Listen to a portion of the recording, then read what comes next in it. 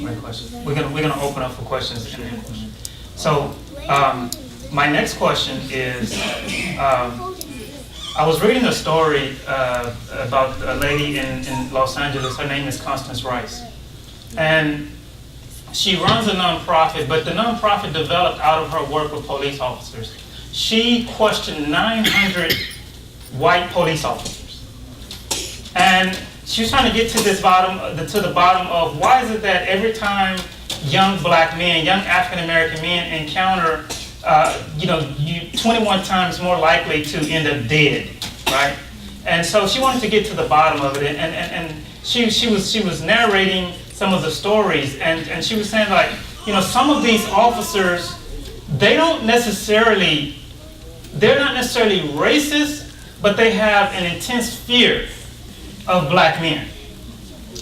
Just to keep it real. I mean, they have an intense fear of black men. And so, for example, she said that one officer actually broke down and was crying to her. And she said that some of these officers have even adopted black children, African American children, and some of the officers even go to predominantly African American places of worship. But whenever they encounter an African American in terms of their work as a police officer, they relate how they have this sense of fear. And one officer said, when it's for us to say that we see them as stronger, meaner, and more aggressive. And it brought me back to what I heard about the police officer, Darren Johnson, talking about Mike Brown was saying that he felt like Hulk Hogan holding whatever, a little child, although he was like 6 foot something himself, right? So my question to brother Mustafa, yes, if you want to speak to that, if you want to speak to that, why? I mean, because you have a history of civil rights activism even before CARE, and so. Why do you think? Why do you? What do you think brings about this sense of fear? I mean, because sometimes even some of us who are not police officers, I mean, just to keep it real, we have a fear of of black men. Yeah. I'm afraid of myself. I mean, I'm not necessarily talking about specifically black on black, but I'm talking about people who are not generally police officers. Right. Yeah. Well, there's a lot of history here. There's a lot of history, and since we're keeping it real, let's keep it real. We actually, if we go back in history, and I don't want to go back too far because I don't want to give you $1 million question, I just want to give you a 50-cent question, answer rather. If you go back in history, we talk about slavery and stuff like that, we were bred to fight and all this type of thing, and this has always been part of an American experience. That was even in those days when we were subdued, there was this fear of African American men, and if you go through the socialization of African Americans in this country up until today, in areas of sports, in areas of places where we were allowed to grow in, for many years, many of our people, and I always say this, that we had in 1950, the black community educated more people than it does now. 50% men and 50% women. And predominantly black schools. So those of you who know this history know that we had, African Americans had their own colleges because they couldn't be accepted into other places. Those people who finished college, many of them, many men especially, had to take jobs as janitors and otherwise because people wouldn't accept them in the school systems. But they would accept them in places in sports arenas and others. The actual discrimination that happened in this country for so many years, it gives you an edge. And I think that most of us sitting in this room, if we're black, we've been there before. There's this angst about you no matter what you do, that you're always on point. Like I have 4 sons. And I don't know how many parents spend as much time as I did trying to tell them how they needed to act when confronted by an officer, or how they need to act when going to school, you know, when they go to school. And I mean, look, I don't want to come up there and I got to you matching wits with the teacher because she's going to think this about you. You know, all these the dance that we do in corporations when we go there, try not to be this or try not to be that. And I think there's this general fear of black men because other people built that. That was a way of discriminating against black men. It's a way of discriminating to make an enemy that you can deal with in society. And that's why when you hear about people more likely to shoot a black man, it's because they've done a job on you know, the PR campaign against you. The same thing, and the reason why I think it's relevant is because the same thing they're trying to do to Muslims right now. They are building such an angst against the Muslim community that, for example, we have cases where a Muslim guy is married to a convert or a revert. All right, they've been married for a number of years, 15 years, 10 years, etc. How many cases have we had where this guy now, when the marriage goes south, is all of a sudden become a terrorist? All of a sudden he's forcing this or he's forcing that, etc. And I think the same type of thing, the same type of narrative is played out in society in so many ways. If you go back even to the cartoons, which had caricatures, animal caricatures with black people in them. If you look at just many of the information that we have, the things that I grew up with, that we made jokes about, that we said, okay, you got three people, you got a Mexican, you got a white man, you got a black man. And you talk about the closer you got to the black guy, the more outrageous that joke became. And so all of that, and that's what I'm saying, it's so much, it's hard for me to just put it all in words, but it came from many different places. It's not just any one place, but we believe it, which is even worse. You know, if we believe we have a problem, then that really cements the deal. You know, when you go up to people, and my father used to tell me, he said, you know, the best thing happened to these Negroes is a white man, blah, blah, blah. And I said, Dad, why do you say that? You're not like that. Your 10 brothers and sisters are not like that. My uncles, my 14 uncles and aunts on the other side are not like that. Why do you say that? He said, just keep living. And I was so incensed by it. But we believed it. And when you said that we afraid of them too, I said, yeah, I scare myself sometimes. But it's not even funny because, you know, everybody else is normal. And we are constantly trying to show that we're okay. But the job is, I think the die is cast when we believe that. That's the toughest part. And, you know, I can deal with the other people, but when we believe it, I think that's the toughest part. I hope I answered some part of the question. Yeah. Okay, Brother Derek, you wanna cut in? And then I have one more question, then we'll let the audience show up. Just real brief. As it relates to community, police community relations and black males, it's interesting that you said, the officer said that when he sees the black male, he becomes afraid. Well, it's not necessarily me that you fear. First of all, you don't know me. I've done nothing to you. I do not pose a threat. So if you are in fear of me before you even meet me, maybe the real fear is that you're scared that I am going to expose you for not being who it is that you really think that you are, and that is superior. And that can happen on many levels. It happens on the physical level. I'm a black male. I may very well be stronger than you. It happens on a mental level. I am a black male. I may very well be smarter and more intelligent than you are. But if you all your life have been bred to believe that you are better, just the sight of me and the thought of me exercising superiority over you in any way frightens you to death. That's all. You want to cut in? I want to test there's a gray Toyota with DZR license plate. You're blocking a customer next door. Please move your car. A gray Toyota. Thank you. I just want to verify what Brother Mustafa said. when we were growing up, we were always told when you're pulled over by the police, put your hands on the steering wheel.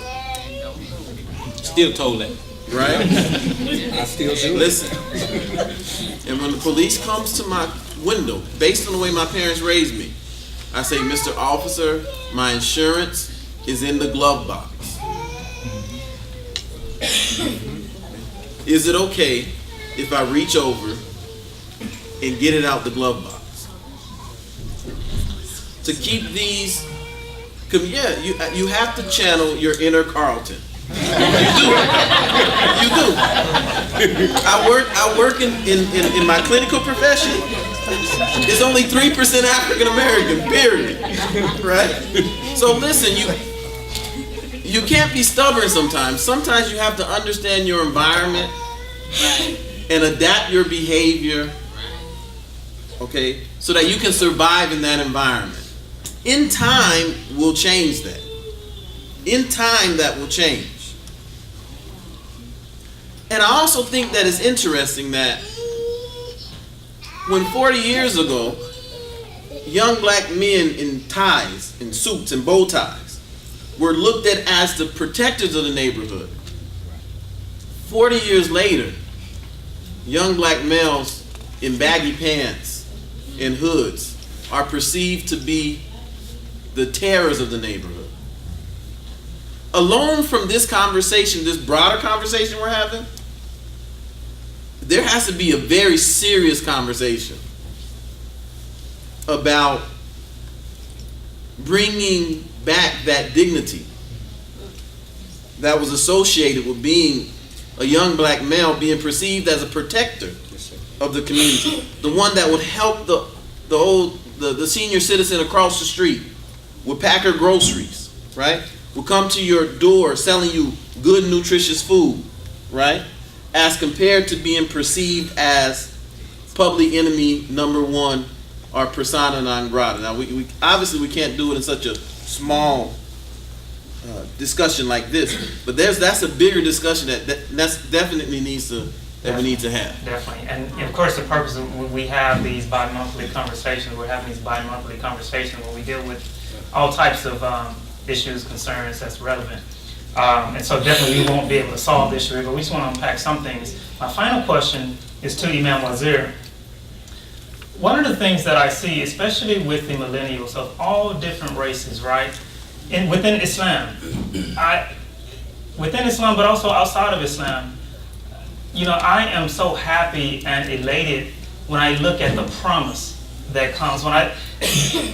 The first generation African American Muslims had some issues with the quote unquote immigrant community, right? Issues that in many cases stem from racial tensions, right? Just to be honest. But what I'm seeing with the newer generations, and alhamdulillah, Imam Wazir, in my opinion, you really helped to bridge the divide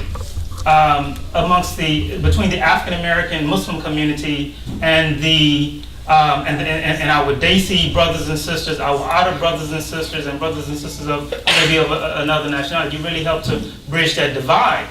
And what I'm seeing, especially with the millennials, if I may use that term, that it's like they're not having any of this racism anymore, right? It's like they see what's happening in the African American community. They see what's happening in the Latino. They see the structural racism. In other words, it's not about, hey, you need to pull your bootstraps up and work yourself. How are you going to pull myself up on bootstraps if I don't even have any boots? Right? Because structural racism, right? So I just want to ask you, if you could relate some of the issues and incidents that we had in terms of with our first generation brothers and sisters, but also how were you able to begin to start bridging that divide?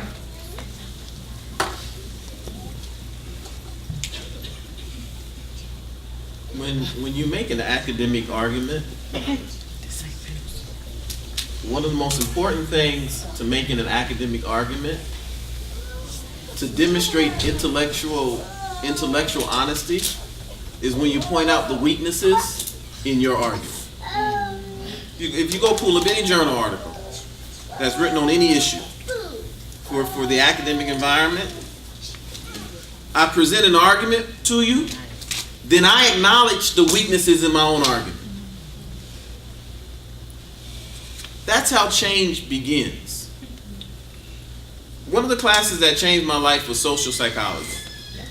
It was a simple sophomore level psychology class. But in social psychology, we study social issues with a psychological foundation from an academic perspective. And when you study from an academic perspective, you step out of your identity. Okay? You step out of being an African American male. Not to lose that, but so that you're not influenced by your own personal biases. And you look at the information and try to judge it for the validity of the information. So you mentioned the issues with our parents. I think it's very important for us, one, to recognize that many of them were shaped by their paradigm. My father called Caucasians devils. So you have to stop me when I run out of time, okay? So my sister tells this story. My mother always tells this story about how they went to the doctor. Okay? My oldest sister, she's 60 now, but she was around 5 years old, so this was 55 years ago. She was taught that Caucasians were blonde-haired, blue-eyed devils. She said that she was at the dentist, and she was saying, looking at the receptionist, saying, devil beast. Devil beast. And the receptionist said, I'm sorry, we don't have any jelly beans, honey. But why do I say that? I say that because my father, look, may Allah accept his service, forgive him his shortcomings, all the things he did for pioneering Islam in America. It was very difficult for him to accept the fact that two of his sons married Latinas. And now the next generation, one of the grandchildren married a Caucasian. If I take the grandchild and put her back in my father's generation, it may not have happened. Because of all their experiences, they experienced people being hung. Some of them. They experienced people being beat down in the streets. They experienced a mean reality that I didn't experience. So if I judge them harshly because of their shortcomings, then I lose part of the great spirit of our religion, which is to overlook your shortcomings and faults of your brother. So I'll leave it at that. I'll say they had serious issues, but it's not anything that would be different if different people try to come together with different agendas. Okay? And sometimes their history, their experiences, and their agendas clash. And they didn't have the skill set necessary to navigate those differences in such a way to have a peaceful coexistence. And the work that we've done at Mercer Community Center, that was something that was already in the people.